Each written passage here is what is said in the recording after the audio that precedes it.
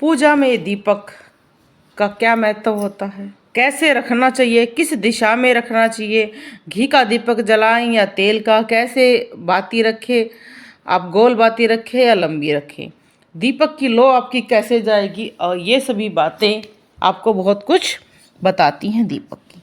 भगवान सूर्य नारायण की पूजा जब हम करते हैं तो 7 बातियों से जब हम करते हैं, क्योंकि सूर्य देव 7 घोड़ों पर सवार होकर निकलते हैं, तो इससे हमारा जो कार्य है, जैसे बहुत सारे लोग कहते हैं हमारे व्यापार में एकदम रुकावट आ गई है, कोई कार्य है उसमें गति नहीं है, उस गति के लिए ऐसा आप कर सकते हैं।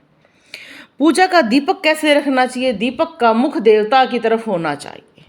किस दिशा में रखना चाहिए, हर दिशा का अलग देवता होता है, तो आप किस टाइम किस देवता को बुलाना चाहते हैं उस दिशा का ध्यान रखा जाता है।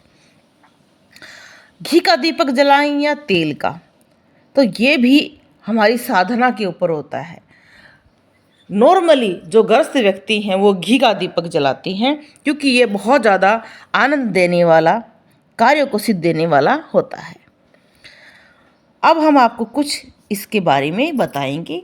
माँ भगवती को 9 बातियों की अगर आप अर्पण करते हैं तो बहुत ज़्यादा कार्य सिद्ध होने शुरू हो जाते हैं।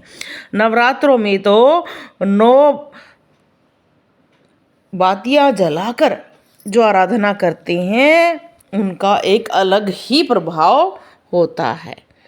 हनुमान जी और भगवान भोलेनाथ को 5 बातियों का दीपक जलाने से आपको कोई भी अनुष्ठान कर रहे हो, कोई भी आपकी इच्छा है, बहुत सारी इच्छाएं होती हैं जिनको हम पूरा करने के बारे में सोचते हैं, तो उस टाइम ये जलाना शुरू करें, आराधना शुरू करें।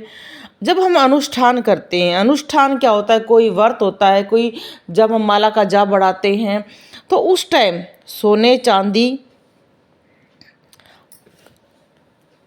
मिट्टी, कांसा या जो भी आपको लगे कि हम कौन सा दीपक जला सकते हैं, उस टाइम आप दीपक, जब भी आप कोई अनुष्ठान करते हैं, कोई साधना करते हैं, उस टाइम सबसे ज़्यादा आटे का दीपक जलाना चाहिए। अनुष्ठान में सोने चांदी कांसे तांबे लोहे का दीपक प्रज्वलित कर सकते हैं, ये आपके अनुष्ठान पर है। अगर आप लक्ष्मी की साधना कर रहे हो तो आप सोना चांदी का प्रयोग करें। अगर आप भैरव की साधना कर रहे हो तो आप लोहे का कर सकते हैं। दीपक जलाते समय नीचे 7 प्रकार अनाज रखने से कष्टों से मुक्ति मिलती है। दीपक को बिना आसन के नहीं जलाना चाहिए। नॉर्मली हम जलाते हैं वो कोई बात नहीं है, पर जब हम कोई साधना करते हैं तो उस साधना में शक्तियाँ विराजमान होकर चलती हैं, तो उस टाइम आपको आसन देना जरूर चाहिए। गेहूं का आसन देने से घर में धन धान्य की वृद्धि होती है। चावल रखेंगे तो माता लक्ष्मी की कृपा आएगी। हमें कुछ और नहीं मिलता है, फूल पत्ती जो भी आपको, चावल, जब भी हम भोले बाबा की साधना करते हैं तो 8 या 12 बत्ती का जलाएं और पीली सरसों का तेल का दीपक जलाएं। जब हम सावन में साधना करते हैं तब ये प्रयोग आप करें, आपको अद्भुत लाभ मिलेगा। जब हम गोल बत्ती जलाते हैं, लंबी जलाते हैं, क्या उसका भी फर्क होता है? बिल्कुल होता है। आप देखो कि इन्होंने गोल बत्ती जला रखी है और फूल भी बना हुआ है, कृपा भी आ रही है। भगवान विष्णु की प्रसन्नता के लिए 16 बत्तियों का दीपक जलाया जाता है घी का। जब आप हनुमान जी की आराधना करते हैं तो तिल के तेल के 8 बत्तियों वाला दीपक जलाना बहुत शुभ माना जाता है। तो जब भी आप साधना करें तो हो सके तो आप आटे का दीपक बनाएं, 4 बत्तियों का बनाएं, और उससे आपकी वृद्धि होगी। जब आपको लगता है कि आपके घर में शत्रु ज़्यादा हो गए हैं, तो उस टाइम जब भी आप घर की कोई नेगेटिविटी रिमूव करना चाहते हैं तो उस टाइम क्या तो आप मिट्टी का, क्या आप आटे का भी यूज़ करें और उस साधना के बाद उसको फेंक दें, दोबारा उसको प्रयोग ना करें। जैसे आपको छोटे सा हम साधना बताते हैं, घर में बहुत कोई बीमार रहता है, उसके शरीर में बहुत दर्द रहता है, तो आप तिल का तेल जलाएं, 8 बत्तियों वाला दीपक जलाएं और उसके सामने बैठकर 8 वाला भी जला सकते हैं, 4 बत्तियों वाला भी जला सकते हैं। इसमें विशेष क्या तो आप आटे का यूज करेंगे, क्या मिट्टी वाला यूज करेंगे। और हनुमान बाहुक का निरंतर 7 दिन, 5 दिन, 9 दिन, 11 दिन की साधना लें और जाप करें। सामने एक लोटे का जल रखें और रोगी व्यक्ति को पिलाते रहें। वो जो दीपक है आपको उसके बाद कभी यूज नहीं करना है, उसको फेंक देना है। आपको घर में बहुत ज़्यादा धन की आवश्यकता है, बहुत ज़्यादा काम रुके हुए हैं, तो हल्दी में रंग कर आप हल्दी का जो आटे में हल्दी डालें, उसका दीपक बनाएं और 4 मुंह का दीपक जलाकर केले के पेड़ के नीचे जलाएं। इससे आपको माता लक्ष्मी का विशेष कृपा मिलेगी। जब भी हम बाहर मंदिर में जाते हैं, हम दूसरों के दीपक यूज कर लेते हैं, तो ये नहीं करना चाहिए। करते भी हैं तो नमस्कार करके और उसको धोकर यूज करें। हम इसलिए अपने घर से लेकर जाएं और आटे का भी बनाकर ले जा सकते हैं, अगर आपके पास कोई आसपास कोई साधन नहीं है खरीदने का।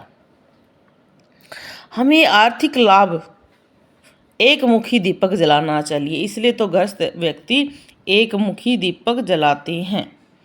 जब शत्रु बहुत ज़्यादा हो गए हैं, आप बटुक भैरव की साधना कर रहे हैं, भैरव की कर रहे हैं, हनुमान के आप पंचमुखी रूप की आराधना कर रहे हैं, तो उस टाइम आप 4 बत्तियों वाला सरसों का तेल का दीपक जलाएं। इसमें भी इस बात का ध्यान रखें कि आप क्या तो मिट्टी वाला यूज़ करें, क्या आटे वाला, उसका बाद में यूज़ नहीं करना है। जब भी आपको कोई भी साधना बताते हैं तो उस टाइम उसका यूज़ करें और उसके बाद उसका ना यूज करें। माँ दुर्गा को एक मुखी दीपक जलाना बहुत शुभ होता है।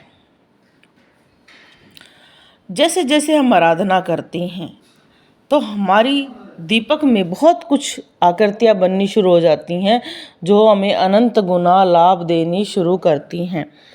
हम आपको अलग अलग साधनाओं के साथ साथ दीपक के बारे में बताना शुरू कर रहे हैं कि जीवन में कैसे दीपक को जलाएं और कैसे कार्य करें। और दीपक को जलाते वक्त माता लक्ष्मी की जब आराधना करते हैं तो 7 मुखी दीपक जलाएं और सामने श्री कनक धारा स्रोत का पाठ करें। आपके घर में एक भी जब आप दीपक जलाते हैं, जब बहुत सारों ने पूछा क्या चमेली का तेल का दीपक घर में जला सकते हैं? बिल्कुल जला सकते हैं, पर अगर आप कोई साधना के लिए जला रहे हैं तो उस दीपक को बार बार यूज ना करें। साधना होने के बाद उसको आप विसर्जन कर दें। संकट हरण मोचन पाठ जब हम करते हैं चमेली का दीपक जलाकर, तो 3 कोनों वाला जलाना चाहिए, उससे आपको बहुत ज़्यादा लाभ मिलता है। गहरा और गोल दीपक जलाने से इष्ट की सिद्धियां प्राप्त होती हैं। एक गहरा और गोल दीपक जलाएं, उससे इष्ट की सिद्धियां बहुत जल्दी प्राप्त होती हैं। महुए के तेल का दीपक जलाने से पति की लंबी आयु प्राप्त होती है। जिनके पति ज़्यादा बीमार रहते हैं, कोई दिक्कत रहती है। अलसी का तेल का दीपक जलाने से आपके राहु केतु बहुत जल्दी अच्छे होते हैं। और सरसों का दीपक जलाने से आपकी शनि की दशा बहुत जल्दी ठीक होती है। और घी का दीपक हम जलाते हैं तो हमारे घी के दीपक जलाने से हमारे जीवन में जो हमारी आर्थिक तंगी है वो बहुत जल्दी दूर होती है। ये जितनी आकृतियाँ मिली हैं, गदा की आकृति सामने बनी हुई है, ये सभी हमें इंस्टा से प्राप्त होती हैं। आप इंस्टा पर भी भेज सकते हैं अपनी। हमारी इंस्टा की आईडी है बाबा का आशीर्वाद, और चैनल पर फ़ोन नंबर है, उसमें आप व्हाट्सअप कर सकते हैं। थोड़े दिनों में आपको वीडियो प्राप्त होगी। आप अपनी वीडियो देखो, उनमें यूज़ करते हैं हम, पर आप सभी सोचते हैं कि हमें उसका लिंक भेजेंगे, ऐसा हम नहीं कर पाते हैं। आप अपनी वीडियो को स्वयं जांचें, देखें कि कहाँ पर क्या क्या चीज़ें आई हैं, और जो भी आपको भेजा जाता है, बनाया जाता है, उसको देखने की करें कृपा। हम रोहतक हरियाणा में रहते हैं और रविवार का दरबार लगता है, आप दरबार में भी आ सकते हैं। कोई भी अपनी शंका उसको दूर करवा सकते हैं। बोलो जय बालाजी महाराज की। तो बालाजी महाराज की कृपा इस घर में बहुत ज़्यादा आई हुई है और गदा का रूप धारण कर रखा है, बहुत सुंदर आकृति बनी हुई है। हनुमान जी स्वयं विराजमान हैं। तो ऐसी आकृतियाँ सभी पर बनती रहें, कृपा होती रहे। बोलो जय माता।